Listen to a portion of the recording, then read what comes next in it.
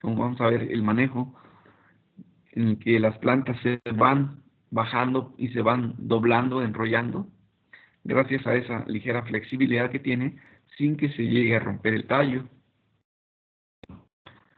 Más o menos llega a medir de grosor unos 3 a 4 centímetros. Y en todo su tallo tienen una serie de vellosidades o pelos glandulares. Algo también característico del tallo y de las hojas del jitomate es que tiene una filotaxia de sus hojas en el tallo en 2/5 de espiral. ¿Esto qué quiere decir? Que para que le dé vuelta a la planta y esta hoja, primera hoja, por ejemplo, ¿no? Hoja 1 o la hoja 2, que es así como en 2/5 de espiral. O sea, el total serían 5/5 de espiral, ¿verdad? O sea, va 2/5 de espiral, luego la otra 2/5 de espiral, la siguiente 2/5 de espiral. Más o menos eso es la estructura de cómo se desarrollan las hojas alrededor del tallo, en 2/5 de espiral. Y eso, ¿qué? Pues eso también tiene importancia porque vamos a ver que otra de las características que tienen las plantas, las que se llaman indeterminadas, es que normalmente se forma un racimo y después del primer racimo, digamos, se forman 3 hojas, así en 2/5 de espiral. Y luego se forma otra hoja, perdón, otro racimo, y luego 3 hojas nuevamente, otro racimo y 3 hojas. O sea, ese es su crecimiento natural en la mayoría de las variedades conocidas como indeterminadas. Y ahorita vamos a revisar un poquito más cómo es la función de esas hojas en el aporte de azúcares a los racimos que están ahí cerquitas. Pero bueno, un poco más de información que la pueden leer más con cuidado es que la epidermis de una capa de células de grosor está formada principalmente por células epidérmicas, pero incluyen células estomáticas, idioblastos y tricomas. En la hoja, o sea, en el córtex es la región cilíndrica situada entre la epidermis y el cilindro vascular, en el cual puede haber distintos tipos de células, pero lo que predomina es las células de parénquima, que más o menos la parte del parénquima son unas 10, 8, 7, más o menos capas de células. Y entre células hay espacios llamados espacios intercelulares. En el caso del jitomate, la región externa del córtex, o sea, acuérdense, el córtex está entre la endodermis y la epidermis. La región externa colinda con la epidermis y forman un cilindro completo de un tejido que se llama colénquima, lo que le da sostén a esa planta. Más o menos con 2 a 5 células. Y hacia el interior, ese es de la endodermis hacia el exterior, ¿verdad? Y ahora, hacia el interior del córtex se encuentra un cilindro vascular continuo o discontinuo que envuelve a la médula, en el cual podemos observar dos tipos de tejidos. El floema, ¿sí? El floema y el xilema. El floema está hacia la parte exterior y el xilema está hacia la parte interior.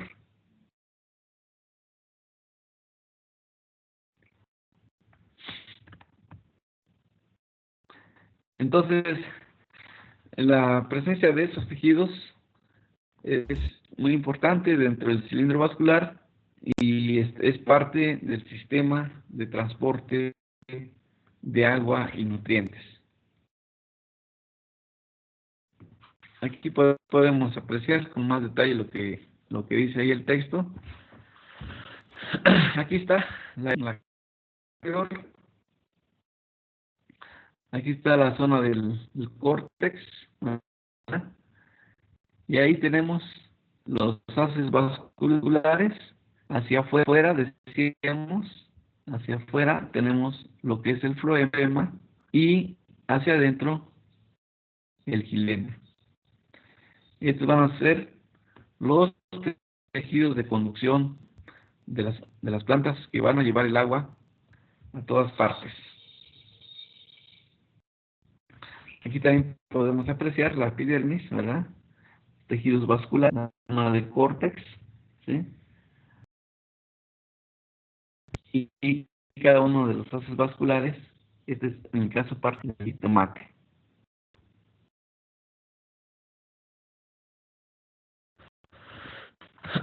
Ahora, según este autor y otros más recientes también, dicen que dependiendo del tipo de crecimiento del tallo, los cultivares se han clasificado de dos tipos, y es lo que normalmente decimos, variedades determinadas o variedades indeterminadas. Que realmente en el caso de jitomate, podemos decir que todas las variedades son determinadas. Por lo siguiente,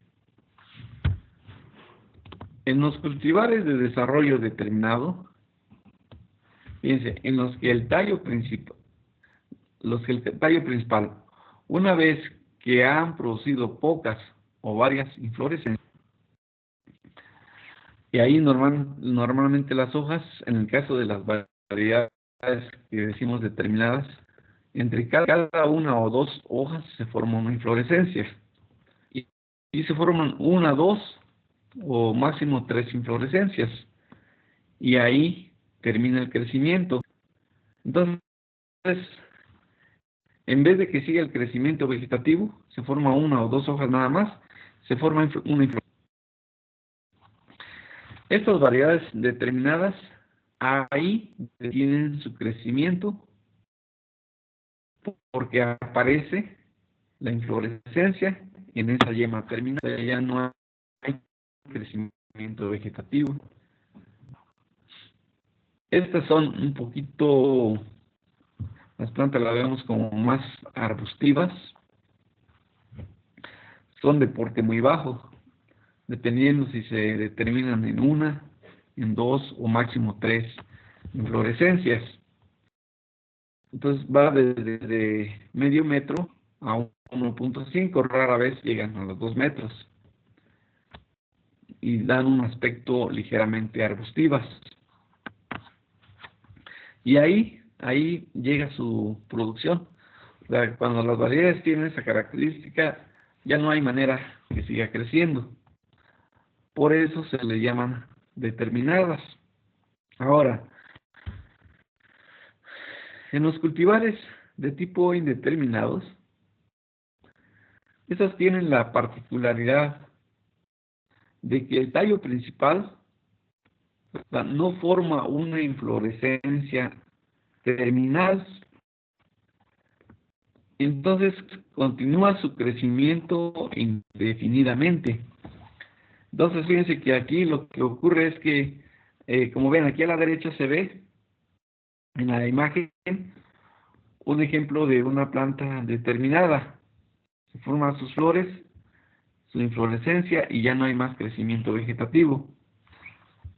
Aquí, digamos que en una determinada, hasta el primer racimo se forma, aquí se forma una inflorescencia, ¿sí? Pero aquí, una yema vegetativa continúa el crecimiento, ¿sí? Y hace que otra vez se formen 3 hojas. Y otra vez un racimo. Pero aquí es realmente el crecimiento debería terminar hasta ahí, hasta el primer racimo. Pero aquí hay una yema que se llega a diferenciar y hace que continúe otra vez la formación de 3 hojas. Y eso es lo que hace que las plantas podamos ver que nosotros continúan su crecimiento hasta N racimos. Y que en el caso de los sistemas convencionales de su manejo, se llegan a formar hasta 30, incluso en algunos casos hasta más racimos en una sola planta. Pero realmente, o sea, determina su crecimiento ahí. Pero una yema de estas echa a andar y se vayan diferenciando otra vez más hojas, ¿sí? Y entonces sigue el crecimiento. A diferencia de que se forma una inflorescencia en el ápice de crecimiento y ya no hay manera de que una yema vegetativa continúe el crecimiento. Esa es la diferencia básica en que una continúe su crecimiento, en que una yema vegetativa, digamos, o sea, el tallo que, de otra forma, el tallo de esta planta era hasta ahí, ¿sí? Pero aquí se tomó otro crecimiento, este es, digamos, un nuevo tallo y su nueva inflorescencia. Esta es otra rama, ¿perdón? Es otra rama y su inflorescencia. O sea, no es el tallo principal de la base el que sigue, el que continúa su crecimiento, sino que es una rama, o una de las hojas, una de las yemas, que continúa el crecimiento, dando la apariencia de que es el mismo tallo, pero realmente ya es otro. Entonces, esta característica de las variedades de jitomate es lo que permiten el crecimiento y son las llamadas variedades de crecimiento indeterminados. Entonces, no sé si esté claro esa parte, o sea, realmente las variedades, esta planta indeterminada, hasta aquí va a llegar su crecimiento con el tallo original, pero aquí una yema dio lugar a que se formara otras 3 hojas y otra inflorescencia. Y aquí otra yema vuelve a desarrollarse como una rama y le da el aspecto de un tallo continuo. Pero realmente esta rama hasta ahí llegó su crecimiento. ¿Sí? Esa es la forma de cómo se da el crecimiento indeterminado en las plantas de jitomate. Y normalmente son 3, a veces hasta 4 hojas, o rara vez 2 hojas. Pero lo normal es que sean 3 hojas en el caso de las variedades indeterminadas, la mayoría de las variedades. Entonces, eso es la forma de cómo ocurre el crecimiento en una variedad indeterminada. ¿Alguna pregunta hasta ahí?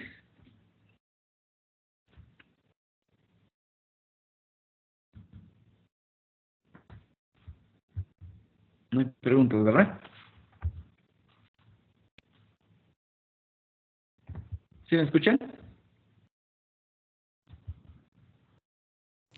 Sí, profe. Sí, sí se escucha. Preguntas. Ok. ¿Todo bien? ¿No hay preguntas hasta ahorita?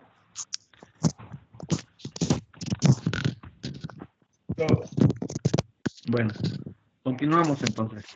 Espero que haya quedado clara esta parte de cómo es la diferencia entre una variedad determinada y una indeterminada. Y en estas indeterminadas, pues, la podemos nosotros hacer determinadas en el momento que queramos. Nosotros podemos eliminar, si nosotros queremos hacerla determinada a los 2 racimos, pues dejamos que crezca y que esta nueva rama que se formó de otra inflorescencia, y aquí vuelve a brotar, y aquí le podemos eliminar. Nosotros la podemos hacer determinada en el momento que queramos. De hecho, cuando hablemos del manejo de altas densidades y y con despunte temprano, pues lo que hacemos ya es eliminar que ese crecimiento ya no continúe, ¿sí?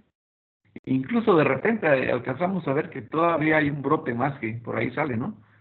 Pero ya al eliminar, hasta ahí dejamos la planta, la hacemos determinada al número de racimos que nosotros querramos. Pero eso ya es función del manejo. Bien. Las hojas en jitomate tienen las características de ser compuestas. Son suaves, carnosas y pues su tamaño varía un poco con la variedad. Hay unas de hojas más desarrolladas, que también es una característica muy importante a considerar. Lo que nos importa en las hojas es su eficiencia fotosintética. O sea, hay plantas que tienen poca área foliar, pero que producen bien. Y desde el punto de vista agronómico, eso es muy, muy importante, porque con menos área foliar, con una misma eficiencia fotosintética, nos puede permitir incrementar la densidad de población, y si el rendimiento por planta no se afecta, entonces el rendimiento por metro cuadrado va a ser mayor por el hecho de meter más plantas por metro cuadrado. Las dos primeras son de menor tamaño, con menos foliolos. Las siguientes hojas pueden alcanzar en cultivares comerciales bajo condiciones de invernadero unos 40 a 50 centímetros de largo. O sea, si nosotros desde la base del tallo extendemos las plantas, más o menos miden de 40 a 50 centímetros. Con un foliolo terminal grande y hasta 8 foliolos es la hoja con sus foliolos. 7 es lo común, a veces llega a tenerse más, hasta ese número de foliolos en cada hoja. Puede haber también foliolos simples, ¿sí?, más pequeños, intercalados entre los foliolos grandes.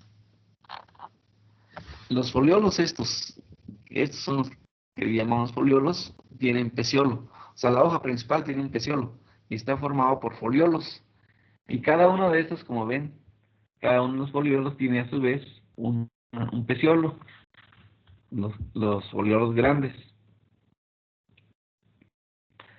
Así como si partiera desde el tallo principal, ¿sí? Y también presentan otras características de pelos o vellosidades glandulares, y que esas glándulas que se forman en esas hojas tienen un aroma muy particular para el caso de jitomate. Por eso a veces ese olor, cuando entramos un invernadero, tocamos una hoja, sentimos ese aroma, son glándulas, ¿verdad? Ahí en esas hojas. Ahora, en el caso de jitomate podemos decir que cada fitómero entonces está formado por una hoja, una yema axilar, un nudo y un entrenudo. Es decir, este sería un fitómero, una hoja que tiene su yema axilar en la hoja, y aquí hay un nudo y luego está un entrenudo. En las plantas de hábito indeterminado, por regla general, después de la primera inflorescencia, aquí está, normalmente aquí se forman como 6, 7 o hasta 8 hojas antes de la primera inflorescencia, ¿sí? Entonces, decíamos que por regla general, después de la primera inflorescencia, cada 3 hojas se forma una inflorescencia nueva, como se ve acá. Aquí está el racimo, 1, 2, 3 hojas y una inflorescencia. 1, 2, 3 hojas y su inflorescencia. Fíjense que la hoja que que está inmediatamente debajo de la inflorescencia, aquí tenemos la inflorescencia, esta hoja que está inmediatamente debajo, se inicia después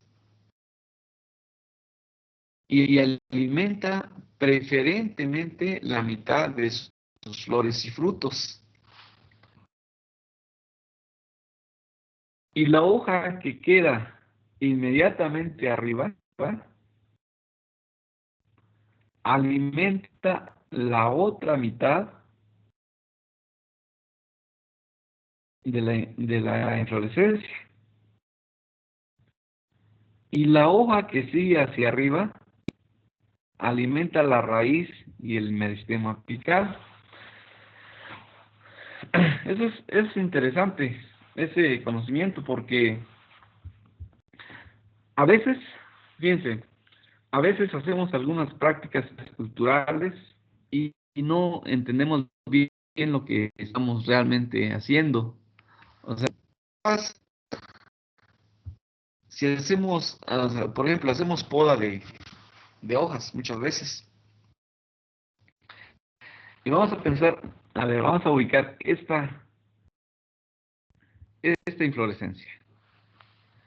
Decimos que la que está abajo, esta hoja, alimenta, digamos, una parte de esta inflorescencia, porque aquí hay conexiones, hay haces vasculares y hay las tuberías de xilema y floema, y nutrientes o azúcares a todas las partes, incluyendo aquí a lo que requiere la inflorescencia. Y a veces nosotros un poquito un poquito inconsciente de eso o por falta de conocimiento, hacemos poda de algunas hojas, ¿sí? Entonces hay que saber qué vamos a podar, porque esta hoja que está inmediatamente abajo y esta que está inmediatamente arriba, ¿sí?, van a alimentar principalmente a esta inflorescencia, ¿sí? Y luego hay otra, ¿verdad? La que sigue. Porque el siguiente racimo tiene esta hoja abajo y la otra arriba. Pero esta que está acá, fíjense que hay estudios interesantes de esto, que muestran que esta subconducción de haces vasculares de xilema y floema conduce principalmente hacia la raíz, o sea, y conducen al meristemo apical. Entonces, si vamos a hacer algunas prácticas de poda, ¿qué eliminar? ¿Qué eliminarían ustedes? Dicen, es que tengo mucho follaje, la planta se vino con mucha densidad, con mucha área foliar, ya tengo un índice de área foliar muy alto. Sabemos que en jitomate debemos de manejar un índice de área foliar más o menos de 3 o 4 en etapa ya de producción, ¿sí? Pero si por alguna cuestión resultó que era una variedad que tiene mucha área foliar y ustedes tienen que hacer un poco de poda para permitir la entrada de luz en el dosel, ¿qué hojas se eliminarían? ¿Alguien me puede decir? Profe, pues en Participación, chavos. los perdón. Adelante. No te escuché bien, ¿puedes repetir? Sí, que en las prácticas las hojas que quitamos son las de abajo de los racimos maduros. Pero si se tuviera que quitar una de los racimos que todavía no amarran, pues tal vez sería la del medio, ¿no? Para que pues no se afecten a los frutos. Ajá, bueno, muy bien. ¿Alguien más tiene alguna otra opinión?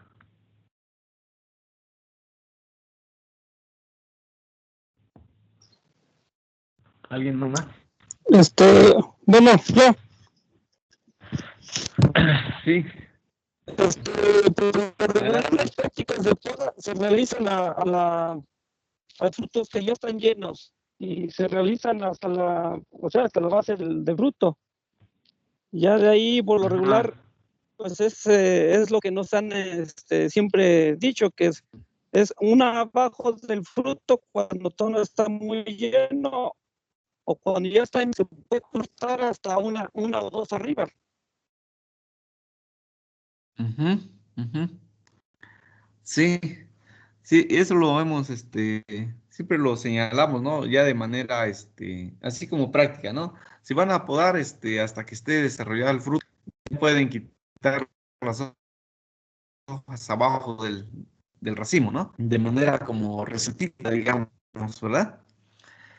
Pero la razón es esta, ¿verdad? ¿Por qué?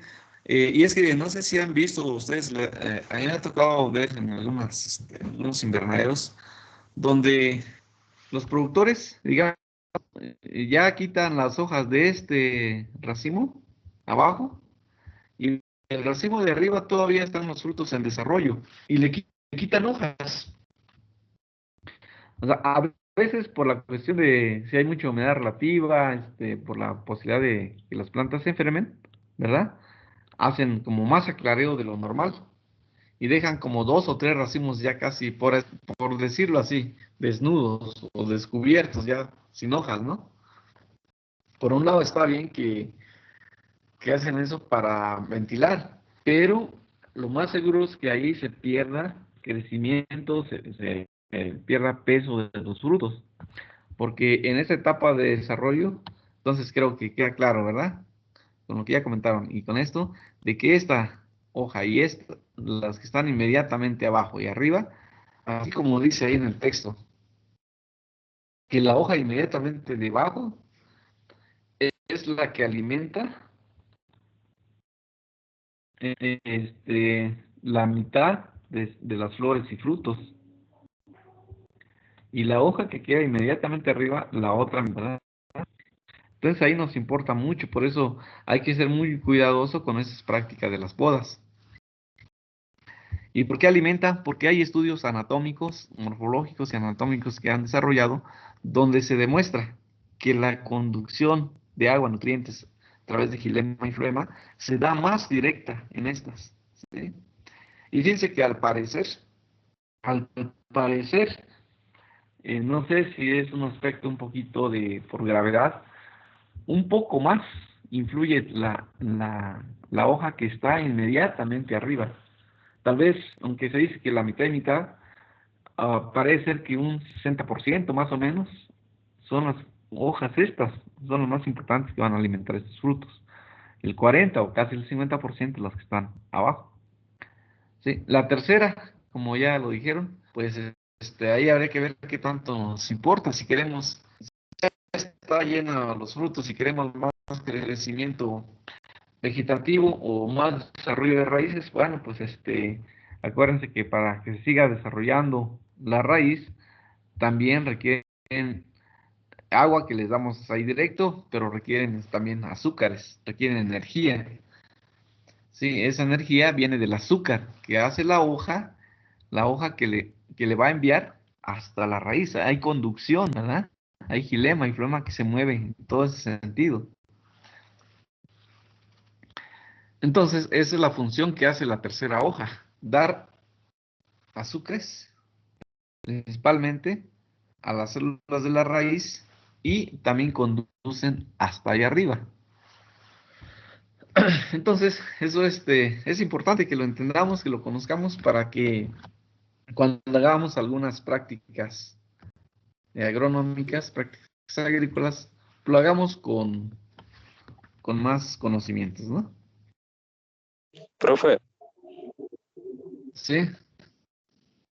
¿ha escuchado esta práctica que le llaman hojas bandera? A hojas bandera, no sé bien a qué se refiere. Mejor si me dices Usualmente, a qué y ya. del brote de la yema axilar se capa para que no se desarrolle, pero se le deja una hojita. Es por eso que le llaman hojas Ajá, banderas. Solamente la primera hoja del brote es la que se queda. ¿Hay algún estudio ajá. sobre qué alimente o qué tanto ayuda a alimentar ya sea la planta o los racimos? Mira, no te sé decir específicamente un estudio al respecto ahorita. Lo que sí esta hoja bandera corresponde después de la inflorescencia, corresponde a la primera que se forma o de dónde.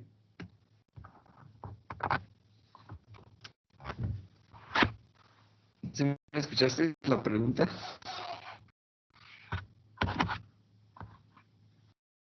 O sea, tienen la inflorescencia y luego dejan crecer una hoja más. ¿Y esa es la que le dejan una hoja o a qué se refieren exactamente?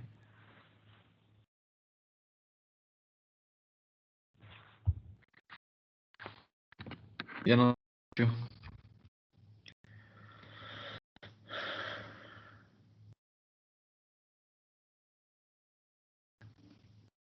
Bueno, ya no te escuché. A ver si pero bueno, en función de cuál es el ¿Sí me papel escucha? que hace cada una de las hojas, me escuché.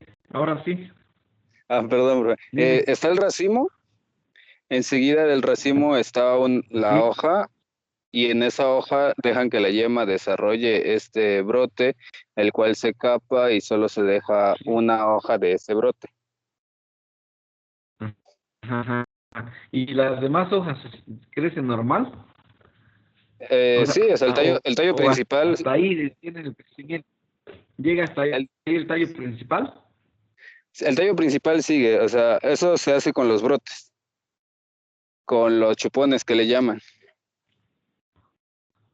Ah, con los chipones. Sí, Ya entendí. Ya. O sea, el tallo sigue creciendo, normal. Digamos, la rama o la yema que se llega a diferenciar otra vez sigue el crecimiento para seguir el desarrollo del tallo y más inflorescencia, ¿no? Pero los brotes, los brotes, ya ven que los brotes normalmente son eliminados, sí. pero, ya te entendí. O sea, estás hablando ahora del brote que normalmente eliminamos, ¿no? Como práctica, sí. Mira, yo creo que ahí depende mucho cuál sea la estructura de la planta en ese momento. La estructura en el sentido de cómo esté formada la planta en cuanto a su capacidad fotosintética. Esto es de que, acuérdense que para lograr, por ahí ya han visto en sus cursos, creo que en ecofisiología, o en uno de estos, vieron que para lograr el máximo rendimiento posible, se busca un índice de área foliar para la etapa ya de desarrollo, de floración o fructificación, más o menos entre 3. Muchas veces, si tenemos una densidad baja y la planta y vemos que no es suficiente como para hacer una alta fotosíntesis, aunque lo hacen los productores, algunos con conocimiento y otros seguramente de manera empírica o porque alguien se lo recomendó, que dejen ese primer brote con una o a veces hasta con 2 hojas, con una hoja. Es lo que más hacen. Y lo que yo entiendo de esto es que la función, o podría ser útil, si en ese momento el área foliar de la planta y con base a la densidad que se haya establecido, si el índice de área foliar que se forma es bajo, yo creo que podría ayudar a que estas hojas de esos brotes también aporten parte de los azúcares al resto de la planta, ya sea para mayor crecimiento de tallo, más crecimiento de ápice o para desarrollo de los frutos. O sea, algo se puede aprovechar de eso. Pero yo entendería que esa práctica sería útil si tenemos un índice de área foliar relativamente bajo, abajo de 3. Pero si ya tenemos un área, ya establecimos un área y vemos que está ya entre 3 y 4 o un poquito más, pues ya no tendría mucho sentido, porque en vez de que ayude, ya afectaría porque haría más sombra y las hojas normales, pues bajarían un poco su fotosíntesis. Entonces yo creo que dependiendo el desarrollo que tengan las plantas podría ser, como señalando. Acuérdense, se busca un índice de área foliar óptimo, que es entre 3 y 4, máximo 4.5, ¿verdad? Para lograr más azúcares, ¿sí? Y por lo tanto, más materia seca y con ello la posibilidad de más rendimiento, ¿sí? Entonces, ahí es lo que ustedes tendrían que jugar un poquito con ese conocimiento, ¿sí?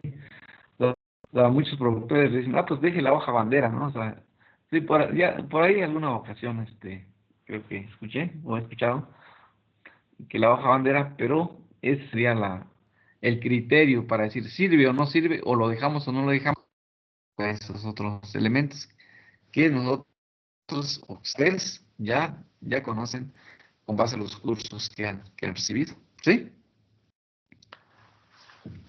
¿Sí está claro? Sí, profe. Bueno, ya no escuché. Ok, dale pues. Seguimos entonces. Profesor, También hay otros. Sí, adelante. profesor, mire, de lo que Sí, estaban lo hablando de la escucho. hoja bandera, no sé qué tanto, o sea, yo nunca he visto esa práctica, pero debemos de ver qué es lo que está nutriendo esa hoja, ¿no? Hacia dónde está mandando sus nutrientes. Porque, por ejemplo, yo entiendo que, por ejemplo, la primera que sale de ahí va directamente al xilema, entonces nos va a crear más parte vegetativa. La segunda vendría siendo me imagino que la del racimo, pero ahí no tiene racimo, Ajá, entonces se nos iría también a así parte es. vegetativa. Entonces, en vez Sí, de, o sea, generaríamos mucha parte vegetativa. Bueno, eso nos podría ayudar para bajar las dosis de fertilizante, me imagino. O también ujú. puede incrementar por la demanda que están exigiendo. Sí, sí, pero luego no es tan fácil. O sea, ahí, desafortunadamente, bueno, ahorita lo que se ha estudiado y cómo es la conducción, bueno, qué bueno que ya estás usando los criterios y los elementos, o sea, a dónde conduce, ¿no? Porque si conduce, como ocurre con la tercera hoja que se forma después del racimo, más bien la hoja, la segunda sería después del racimo. Tenemos el racimo, sabemos que la hoja de abajo y la de arriba son muy importantes para abastecer a los frutos de ese racimo. Y el tercero, ya dijimos, hacia dónde conduce su agua y nutrientes y azúcares, ¿verdad? Pero no tenemos el conocimiento bien, o sea, yo no he leído algo de eso, sería bueno saber para sustentar más esta práctica. Yo nada más decía que en el sentido de para tener un índice área foliar adecuado podría ser, al menos que supiéramos bien, que hasta ahorita yo no conozco un estudio como lo que estás diciendo, que es importante, interesante verlo así. Si supiéramos a dónde conduce, pues ya sería mucho más fácil decir, ¿sabe qué? Esa práctica hay que implementarla, ¿no? O esa práctica no hay que hacerla porque nos va a dar más crecimiento vegetativo, ¿sí? Entonces, como ven, o sea, hay muchas cosas, aunque el jitomate ha sido una planta muy estudiada, hay muchas cosas todavía por conocer para dar el mejor manejo. Entonces, esta práctica pues la verdad, la mayoría de los que la hacen de manera empírica, ¿verdad? Entonces, ¿a dónde conduce? Efectivamente, tu comentario es muy importante porque esa sería la razón de decir, ¿la dejamos o no la dejamos? ¿O la implementamos o no? Está muy bien. ¿Algo más? No, yo por mi parte no. Ok, muy bien. Sergio, ¿verdad? Ahorita me dan sus nombres, por favor, de los que han estado participando. Acuérdense que para mí eso es muy importante y los invito a todos que siempre participen. Bueno, continuamos entonces un poco más sobre esto. Eh, eh, Hay también algunos autores que mencionan que la epidermis de los foliolos soportan los tejidos internos, y esos no tienen cloroplastos, o sea, no hacen fotosíntesis. Las células epidérmicas son interrumpidas en su continuidad por los estomas. Y los estomas en las hojas están más abundantes en el lado del en vez que en el haz. ¿Saben cuál es el haz y cuál es el en vez?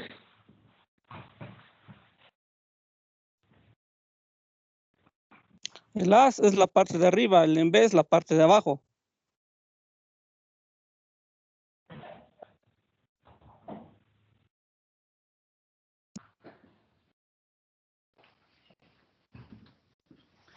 El haz en la parte de arriba y el en vez en la parte de abajo.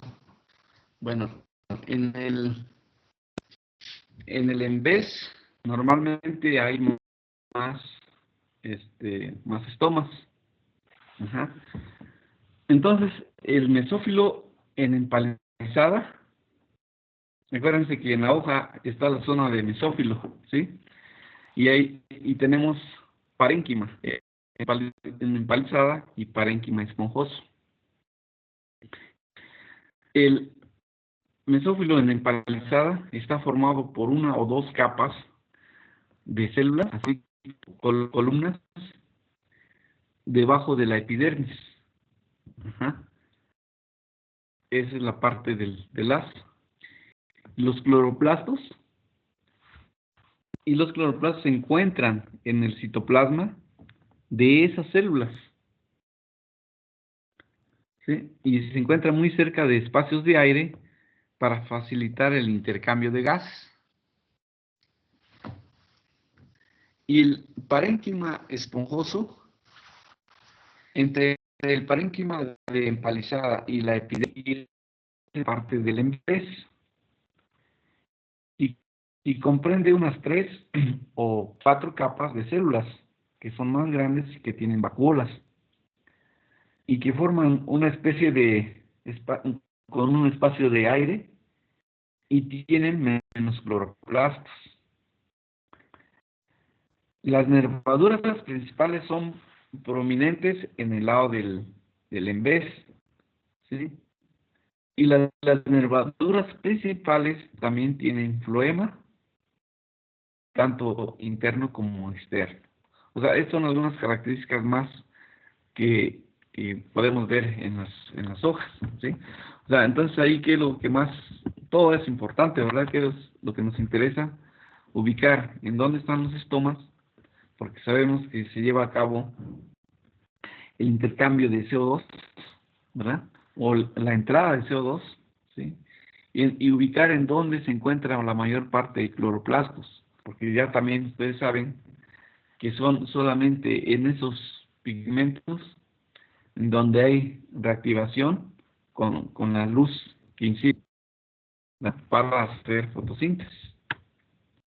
Entonces, por eso es importante por eso he querido dar así como un pequeño repaso de algo que ustedes ya han estudiado, pero que entendamos que todo esto tiene que ver con las prácticas agrícolas que hacemos de un cultivo. Ok, entonces como ven ahí, las yemas laterales generalmente crecen, esas yemas laterales, y si no se puedan, van generando ramas, ¿verdad? Ramas dando por resultado una planta arbustiva y determinada, sobre todo en los jitomates indeterminados. Estos brotes, que lo conocemos como chupones, se eliminan a inicio de su crecimiento, dejando crecer solo el tallo principal. Sí, entonces, también seguramente alguien les ha comentado que es bien importante que si vamos a dejar que este brote, bueno, si vamos a eliminar este brote, pues hay que hacerlo pronto, ¿sí? Porque también hay que ver en relación a la pregunta que se hacían hace un ratito, ¿qué tal este brote? ¿Cómo esta hoja va a aparecer? Estaría interesante, incluso alguien puede hacer esa investigación en un estudio, hasta en una tesis, estudiar la anatomía de esta partecita, ¿sí?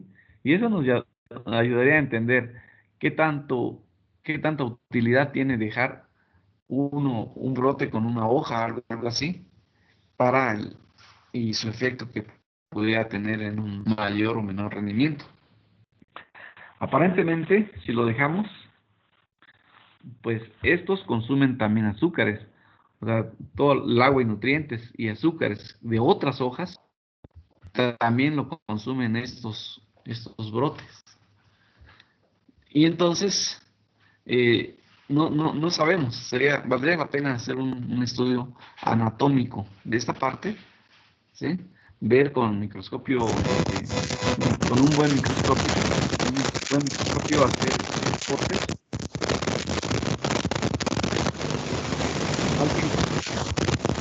Alguien tiene ahí su micrófono activado con un ruido. Gracias. Entonces, valdría la pena estudiar esto y así daríamos respuesta a la pregunta y a los comentarios que estamos haciendo, ¿no? Entonces, hasta ahorita lo que sabemos es que es toda la demanda que tienen y son muy fuertes si los dejamos crecer. Entonces sí compiten mucho con el resto de la planta, en particular con los frutos que se están desarrollando. Por eso hay que eliminarlos. Sí, esta es una fotografía de un microscopio electrónico de una yema terminal de jitomate en estado vegetativo. Sí, vemos que realmente son primordios de hoja, ¿verdad? Que se van formando. Ajá. Y entonces tenemos que entender y conocer también cómo es la anatomía, ¿sí? Estos brotecitos, ¿qué son esos brotecitos? Ahorita los vamos a revisar. Entonces vamos con lo que es la flor. Las flores del jitomate, ustedes saben que son hermafroditas. Son autocompatibles. O sea que el mismo polen fecunda al estigma, ¿sí? Son hipoginoicas. O sea que el gineceo está un poco más abajo que el androceo.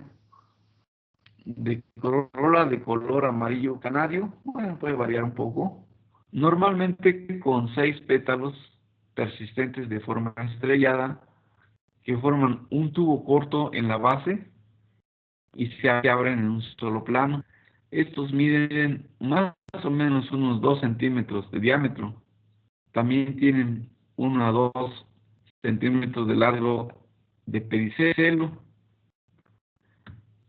El cáliz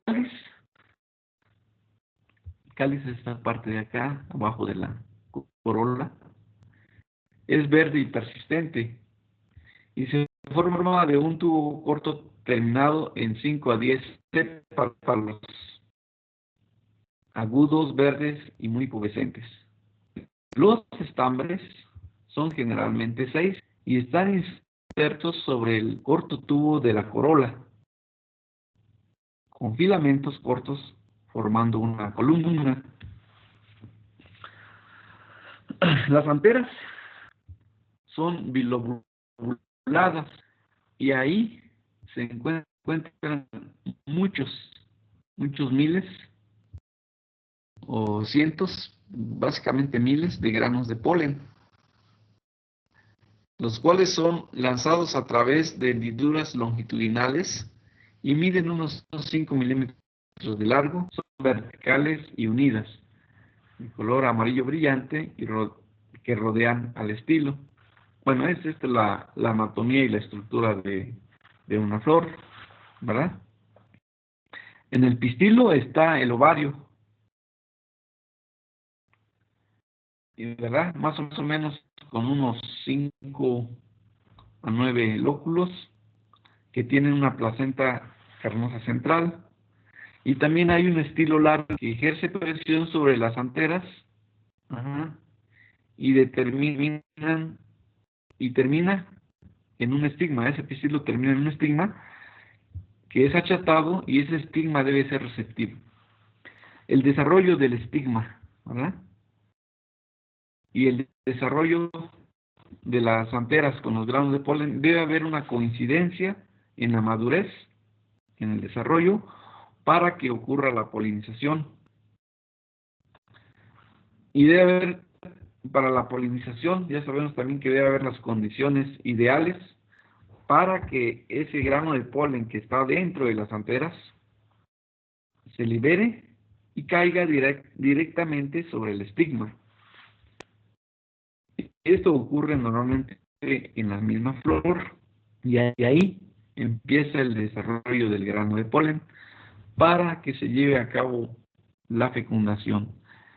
Que en este caso ocurre una doble fecundación. Ustedes seguramente también ya saben eso, de que se forman los gametos masculinos y los gametos femeninos, ¿sí? Y en esos gametos, ¿sí? Antes de eso ocurre los procesos de meiosis. Entonces se forman gametos y uno de los gametos masculinos fecunda a la otra, ¿sí? Que es lo que va a dar origen al embrión. Y otro de los gametos masculinos va a fecundar a los núcleos polares y va a dar lugar al resto de la semilla, lo que es el endosperma, ¿sí? Entonces, esos procesos, seguramente lo vieron en su curso de genética, son muy relevantes, porque para que ocurra cada uno de estos mecanismos y formación de gametos, hay que darle a las plantas las mejores condiciones también de temperatura, de humedad, ¿sí? De ventilación, de todo, para que el proceso ocurra adecuadamente. Entonces, por eso hay que cuidar los factores ambientales, en especial en esta etapa de la floración, para que ocurra adecuadamente la polinización y la doble fecundación. Eso está ocurriendo ahí, entonces, como vemos en cada una de estas, se forman todos estos procesos para dar lugar a la fecundación del embrión y de los núcleos polares, ¿sí? Y así va a formarse la radícula, ¿verdad? Y la nueva plántula. La floración del tomate se produce en forma de racimos simples o a veces bifurcados, ¿sí? Lo común es que se forme un racimo simple, pero fíjense que también hay algunas condiciones ambientales que tienen que ver con la temperatura y la buena nutrición con CO2, con luz y todo lo demás, con nutrientes minerales, para que la ramificación, ¿sí? Y en una inflorescencia simple, más o menos llegamos a ver unas 3 a 10 flores, ¿verdad? Sin embargo, potencialmente se pueden formar muchas más flores, ¿sí? Hay algunas variedades, por ejemplo, las de tipo cherry, a esas sí le podemos ver más, ¿no? Unas 30, 40 o 50 flores, ¿sí? Pero en las tipos saladet o tipo bola vemos como 7, 8, hasta 10 flores. Y son las que fueron capaces de desarrollarse, capaces de que tuvieran el azúcar suficiente para diferenciarse y seguir su crecimiento. Pero en la mayoría de los cultivares comerciales puede ocurrir el bifurcado del eje principal de la inflorescencia. Así se forma una inflorescencia compuesta. Y esto sería una característica muy interesante que podríamos buscar con el manejo del cultivo, pues, puesto que nos incrementaría mucho el rendimiento. Fíjense, si una inflorescencia forma más o menos 7, 8, 10 flores, si es doble, pues se forma un poco más. Aquí podemos apreciar como 1, 2, 3, 4, 5, 6, como 12, cuando normalmente se forman 6, 7, lo que alcanzamos a apreciar. Y como dice ahí estos autores, y pues lo podemos ver nosotros también a veces en las plantas directamente, Una inflorescencia compuesta con dos ejes principales puede producir aproximadamente el doble de flores y frutos que una simple. Entonces, es una posibilidad de incrementar mucho el rendimiento. Sería algo deseable que busquemos si estamos manejando. Pero fíjense que hace falta estudios para definir bien qué es lo que determina esa bifurcación, pero es, al parecer, temperaturas entre 22 y 25 grados en el día y temperaturas entre 15 y 18 grados en la noche. Solo que en algunas épocas del año lo podemos lograr y sí podemos a veces notar doble racimo floral en este caso, cuando ocurren esas condiciones, pero no siempre se dan. Entonces lo normal es que haya una sola inflorescencia. Bien, durante el desarrollo de la flor ocurre el alargamiento del eje principal y de los pedicelos, ¿verdad? Entre cada flor y el eje principal se forma en el pedicelo una zona de abscisión reconocible por una angulación ligera del pedicelo y una articulación de los tejidos. En esta zona, una ranura rodea el pedicelo, representando una reducción del grosor radial.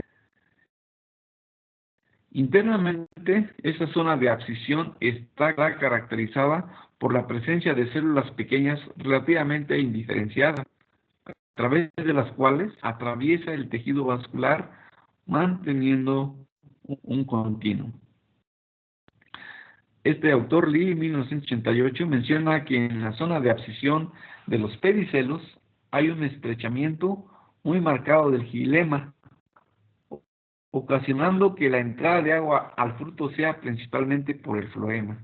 Fíjense que esto es bien interesante porque para hagamos que el fruto reciba agua, nutrientes y azúcar suficiente, para un mayor desarrollo no es tan fácil. O sea, las fases, ya sea xilema, floema, es mucho más fácil, digamos, de la raíz, el tallo, a las hojas, ¿sí?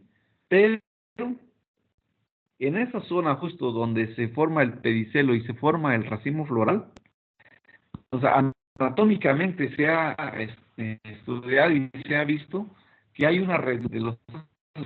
Se dan de cuenta que ustedes tienen una tubería, ¿verdad? Que llevan agua de un lugar a otro y van desviando, pero llega un momento que para conducir el agua ya a alguna en otro lado, se reduce sale una manguerita pequeñita ahí, ¿sí? O como en el sistema de riego, ¿no? O sea, si tenemos una tubería principal, ahí pues, fluye el agua sin problema. Pero para derivarlo ya a cada una de las camas, ya se reduce. Entonces ocurre algo parecido en la anatomía de la planta de jitomate, que justamente ahí en la zona del pedicelo, donde donde va a desarrollarse la inflorescencia y se va a formar el fruto en el pedicelo, ahí hay un estrechamiento muy grande digamos, en la tubería de conducción, de manera que es difícil, o sea, es difícil que el agua, nutrientes y azúcares llegue a los frutos que al resto de las plantas. Entonces, es otra dificultad que tiene. Y a veces eso afecta mucho el mecanismo de transporte también de las sales que van en una solución nutritiva. Entonces, por eso este autor dice que en esas zonas, en las zonas de abscisión de los pedicelos, hay ese estrechamiento que es muy marcado del xilema. Entonces, dice, ocasionando que la entrada de agua al fruto sea principalmente por el floema. ¿Cuál es la consecuencia de esto? Dice, si nosotros preparamos una solución nutritiva, ¿cómo se conduce el agua? El nitrógeno, el fósforo, el calcio, ¿cómo se conduce? ¿Alguien me puede decir?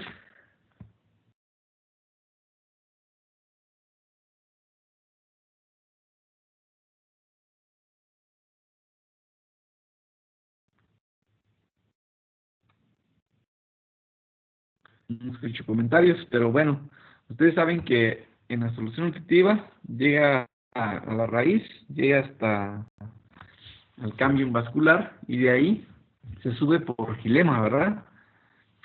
Y de esa manera aportamos cada uno de los elementos esenciales también a toda la planta y también a los frutos. Y el calcio tiene ese inconveniente, o sea, si llegara directamente de esa forma por vía xilema, tal vez la planta sufriría tanto por deficiencia de calcio, sobre todo en el fruto, pero muchas veces vemos deficiencia de calcio en el fruto. A consecuencia de este estrechamiento que hay, y como dice este autor, el agua entonces llega principalmente por vía, dice, entrada de agua al fruto principalmente por el floema, y el floema trae principalmente azúcares, ¿verdad? Pero casi no lleva calcio, ¿sí? Entonces, esa es la razón también por qué a veces resulta que tenemos deficiencias de calcio en el fruto, porque no es tan fácil que llegue todos los nutrientes directamente del xilema, ¿sí? Que incluso llega principalmente por floema. Es que en dicha zona el floema representa del 46 al 50% del área transversal del pedicelo, mientras que el xilema ocupa solamente el 3.2%, ¿sí? Esto es justamente uno de los problemas que tenemos con el manejo del cultivo de jitomate. Y ustedes quizá ya hayan visto ese fenómeno, o lo van a ver cuando estén en otras prácticas o en su experiencia profesional. Van a ver que a veces hay problemas de calcio, y no es porque el calcio no esté contenida en la solución nutritiva. Son por algunos mecanismos que de por sí se afectan, o sea, afecta ese transporte. Hay un estrechamiento en esa zona, entonces, y como el calcio, se supone que preparan la solución y se conduce por xilema, pero no llega hasta solamente poquita agua del xilema entra al fruto, la mayor parte es por vía floema, y en el floema no hay tanto calcio como la que aportamos en la solución nutritiva. Entonces, por eso se dan en esos problemas. Entonces, a veces algunos productores o algunos técnicos dicen, pues le echemos más calcio a la solución nutritiva, y la solución no va a ser esa. ¿Por qué no va a ser esa? Porque no es que no haya calcio en la solución nutritiva o en el agua que estamos aplicando. Sí hay, y puede haber lo suficiente, pero su mecanismo de llegada al fruto es lo que se dificulta, ¿sí? Entonces, ¿qué es lo más recomendable? Es el manejo del riego, ¿sí? Riegos tal vez más frecuentes, pero que no hagamos que se concentre, no reguemos con soluciones nutritivas muy concentradas, porque eso afecta más todavía. Nosotros lo que hemos hecho en esos casos, algunas recomendaciones, provocar un sobreriego. O sea, no es gratuito, pues, o sea, alguien puede decir, pues, si provoco sobreriego, voy a perder fertilizantes. Sí, efectivamente. Claro, ayudaría si tuviéramos un sistema de recirculación, ¿verdad?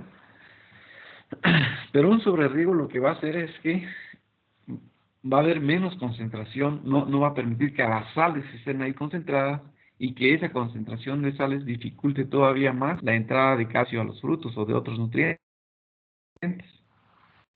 ¿Se dan cuenta? O sea, por eso la importancia de entender realmente, para que ustedes puedan dirigir bien, entender bien las plantas, asesorar bien a los productores. Tienen que tener claro estos mecanismos, cómo ocurren, para que hagan una recomendación con base a pues al conocimiento de qué es lo que está pasando. Entonces, ahí hay que cuidar mucho el manejo del riego. A veces, o sea, aquí en este caso un sobreriego ayuda porque evitamos la concentración, y a medida que se concentra más, todavía dificulta más la entrada de sales al fruto, ¿sí? Sin llegar a deficiencia, ¿no? O sea, hay que cuidar esos. Por eso hay ya información de a qué concentraciones desea aplicar, cuál es lo óptimo, máximos y mínimos, y todo eso está también basado en qué puede pasar si concentramos más la solución nutritiva en este caso. Entonces, el xilema ocupa el 30% del xilema del pericel. Pero bueno, entonces en esta parte está la explicación por qué en ocasiones tenemos ese tipo de problemas. ¿Ok? Bien, miren, pues ya creo que ya llegó la hora el tiempo de la clase. Pues hay un poquito más que revisar de esta parte, ya casi terminamos, pero pues lo vamos a ver en la siguiente clase. Entonces, pues vamos a dejarlo. ¿Se acuerdan que en esta presentación vamos a ver algunas características más del fruto para que también sepamos a qué hay en el fruto y cómo lo vamos a nutrir, ¿verdad? Y cómo podemos hacer que como agrónomos, o sea, realmente contribuyamos, si estamos al frente de productores, qué recomendarle, qué hacer, o sea, tener todos los elementos con base en conocimiento y así pues a ellos darles una recetita, pero ya que una vez ustedes lo hayan pensado muy bien con base a sus conocimientos. Muy bien.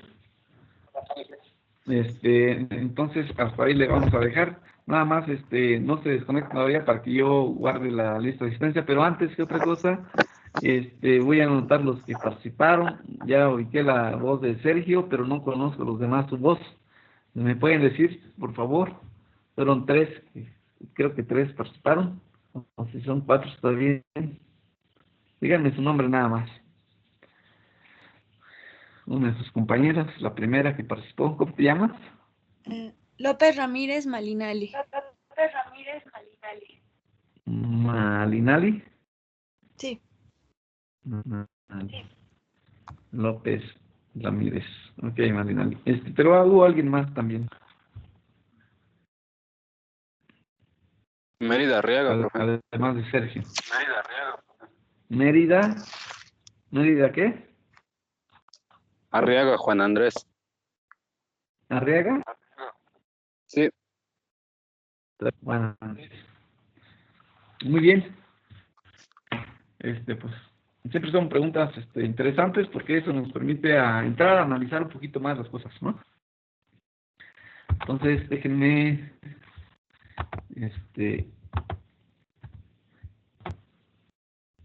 grabar esto, la asistencia.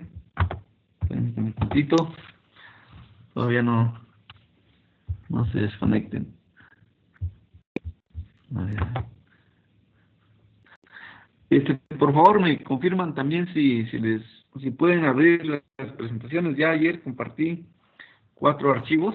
Si hay algún problema, lo que podemos hacer es que los jefes de grupo se los envíe. Le doy mi número de celular para que el jefe de grupo de cada uno anote y me mande un mensajito y me mande su correo electrónico. ¿Sí? Bueno, les doy mi número, nada más, o sea, pueden marcarme si es algo indispensable, ¿no? Si no, por favor, no lo hagan. Profe. Entonces, mi número es 55, ¿sí? Dime. ¿En qué plataforma subió las diapositivas? En esta plataforma de Teams, que ahí en Teams da una opción de dice adjuntar o agregar archivos, así como también dice descargar archivos. Ahí la subí. Y cuando yo lo subí, vi que estaban ahí. Yo entré a Teams, al curso, y vi que ahí estaban. Gracias. Pero bueno, lo voy a checar nuevamente. Si hubiera algún inconveniente, le digo que no tengo problema para enviárselo al jefe de grupo. Nada más, Profe. si me dicen, sí. A mí no me aparece como adelante. tal no me aparece como tal el grupo, solo me aparece en el chat. pero el equipo, así como otras materias en las que estoy, pues no me aparece y no me aparecen ahí los archivos. Ajá. Pues déjame ver, pues no sé, ya ven que a la hora de formar el grupo hay varias opciones, ¿no? Como grupo de clase, como equipo, o no sé, la verdad no sé, pues yo lo formé creo que como grupo de clase, algo así. Lo voy a revisar, si no habría que cambiarle la modalidad ahí para que ustedes puedan. Ha de ser eso el inconveniente, pero lo reviso. Bueno, como quiera, o si lo- cada jefe de grupo o alguien de cada grupo representante tiene mi número. Bueno, Javier es de un grupo, Yo sí lo tengo, ¿verdad? profe. Del 7 creo, ¿no? Tú tienes, ajá. En tal Sí. caso te envío a ti las presentaciones y ya tú se los compartes, ¿de acuerdo? Del otro grupo, ¿quién es el jefe?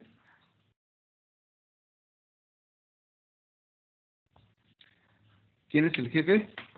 Y alguien también dice que tiene una duda, adelante.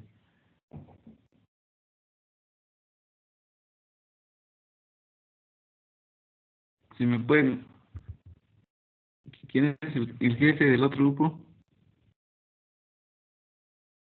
Se llama Yasmín, pero creo que no está Profe, ahorita conectada. se lo digo porque Abigail. hay música aquí, ahorita se lo escribo. Ah, ok. O sea, ¿quién dijo? ¿Sergio? ¿O quién habló ahorita? ¿Javier? Bueno, Hay dos por Sergio en mi favor, nada más salón. háganme llegar el número. Ah, ok.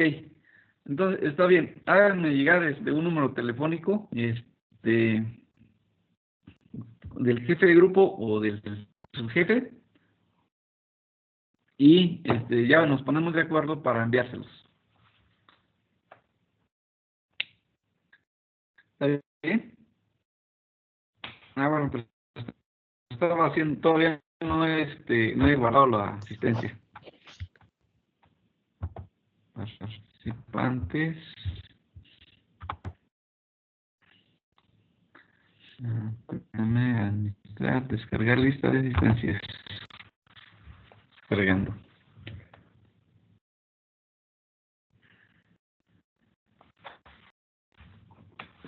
Bien. Pues ya está, chavos. Por el momento, más tarde te envío Javier, y en algún momento que me envíen el del otro grupo, ya se los envío también. Y si no, Javier igual se los puede compartir. ¿De acuerdo? Sí, profe. Sí. Sale pues. Entonces, pues seguimos con clases, ¿no? En la martes y jueves de la próxima semana, ¿les parece bien?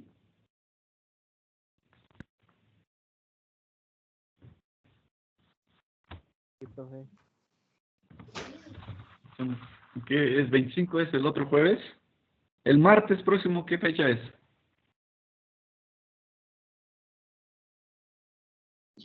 Bueno, el martes 22 sí podemos tener, ¿no? Es 22. Sí, martes es 22. Yo creo que ese día sí tenemos clase. El jueves sería 24 o 25. Pues si quieren el jueves no tendríamos. Ya nos ponemos de acuerdo el martes. ¿Vale? Está bien, profe. Bueno, pues cuídense. Cuídense, nos estamos comunicando pronto. Sí, gracias, ¿Quieres, profe. Buenas tardes. Malinali? ¿Quieres? Pues Profe, chavos, cuídense. Gracias, profe. Nos vemos. Sí. Adiós, Sergio. le había mandado la pregunta por un mensaje, pero ya apagaron la música.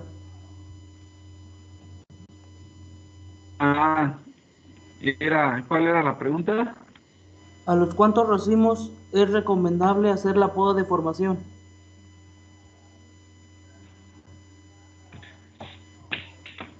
El número de racimo que vamos a manejar depende de dos cosas.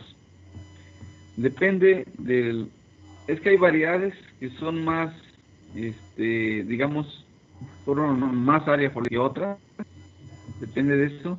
Y depende de la densidad de población que tengamos, ¿sí? O sea, si tú quieres, por decir, quieres poner 2 plantas por un cuadrado, pues si quieres 30, 35 racimos. Pero si nada más vas a manejar 3, 4 racimos, entonces ahí podemos jugar con 8, 10 plantas por metro cuadrado. Y con base al comportamiento, digamos, en su desarrollo de la variedad. Entonces, en función de eso, por cuántos racimos y cuántas plantas. Acuérdense, el criterio ahí principal es manejar el concepto de índice de área foliar. Buscar siempre un índice de área foliar entre 3 y 4 sería lo ideal en el caso de jitomate. ¿Sí? Ok, gracias. Sí.